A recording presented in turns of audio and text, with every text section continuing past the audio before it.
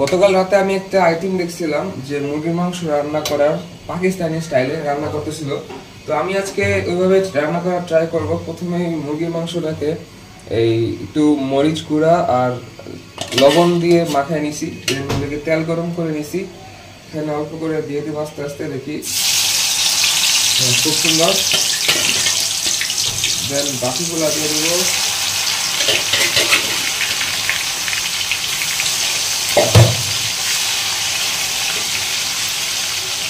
একটু বেশি তেলে আর কি ফ্রাই করে নেবো। আমি দেখছিলাম বেশি তেলে ফ্রাই করতে, তেলটা যতটুকু লাগবে পরে অতটুকু ইউজ করে বাকিটা রেখে দেবো। হ্যাঁ, এখন এটাকে আমি মোটামুটি ফ্রাই হইতেই দেবো। তারপরে আপাতত কোনো কাজ নাই, তারপরে কাজ আছে, তো পরেগুলো করি। আপাতত ভিডিও থেকে বিদায় নিই। মাংসটা তুলে রাখছিলাম, তেলটা তুলে রাখছিলাম, এখন আবার নতুন করে গরম করে তেল দিয়ে দিয়েছি যতটুকু পরিমাণ লাগে, এর বেশি লাগবে না। টমেটোগুলো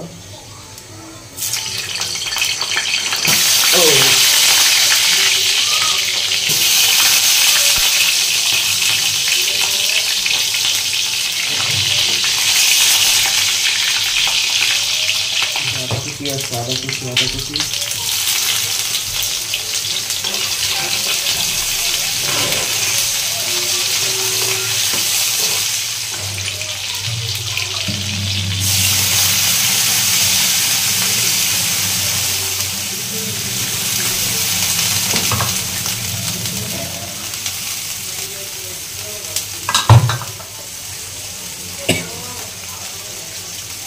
লবণ,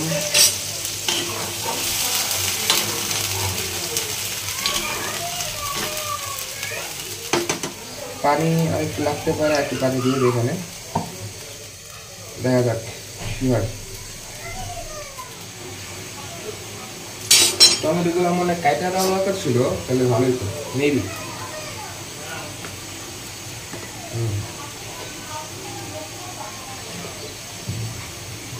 এখনো ভিতরে ভালো পরিমাণ শক্ত আছে, তো এটা কাটা দিলেই ভালো হবে। এটা কাটা দিই।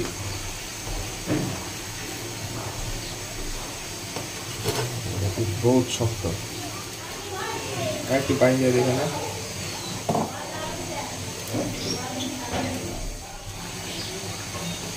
আমি জানি না যে কেন আসলে টমেটোগুলো সিদ্ধ হইতেছে না, বাট টমেটোর উপরে চোখলাগুলো মোটামুটি খুলে আসতেছে, সিদ্ধ হওয়ারই লক্ষণ।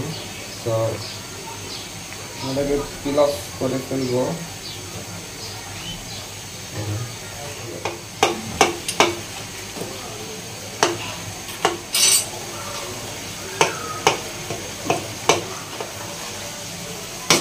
মাংসগুলো দিয়ে দিই, যা হওয়ার দেখা যাবে, সমস্যা নাই।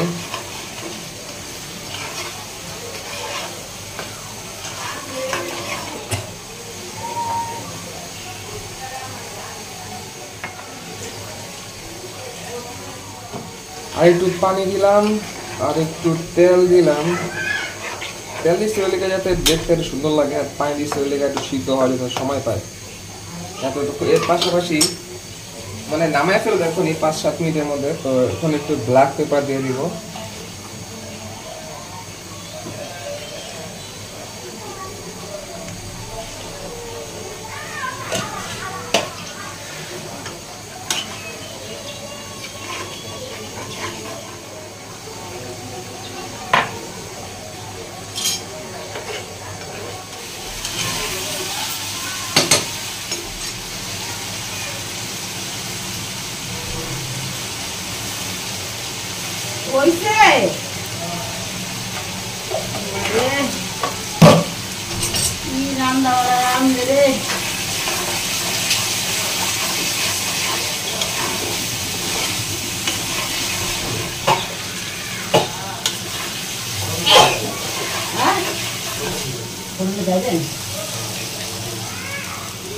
আচ্ছা ঠিক আছে। ঠিক আছে।